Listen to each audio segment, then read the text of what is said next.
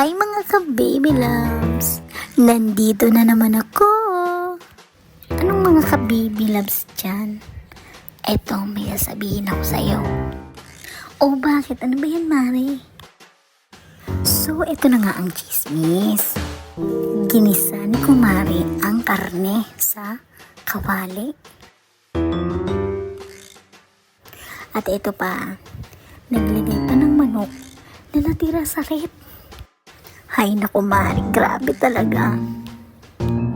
Mantakin mong bumili pa ng kamatis, ng bell pepper, ng sayote, ng carrots, at ito pa, bumili ng bagyo beans.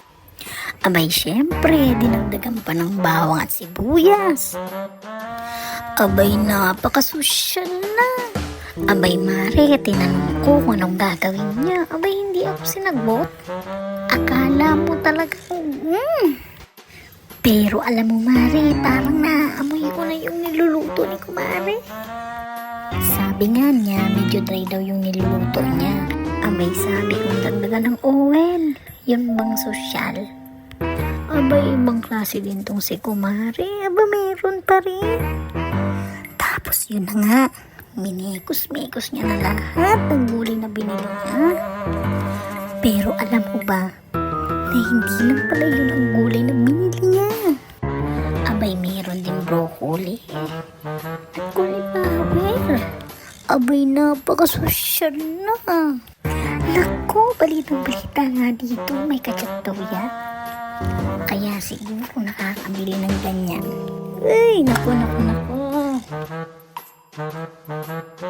Abay, kanina lang tumatakbo. Nakalimutan daw niyang bumili ng seasoning. Pati paminta at toyo.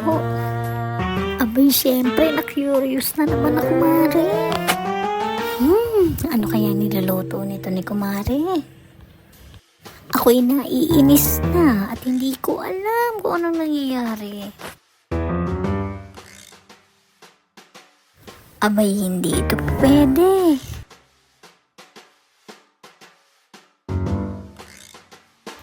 Naku yung kutob ko parang malapit na siyang matapos magluto.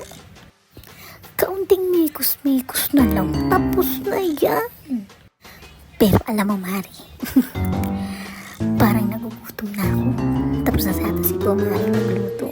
Tara, makahingi tayo. Ay, busog. Pero alam mo, Mari, parang yung sarsa niya kulang sa alam. Tapos yung carrots niya parang hindi luto. Iyan ang sinasabi ko sa'yo, Mari. Hay, naku talaga tong si Kumari.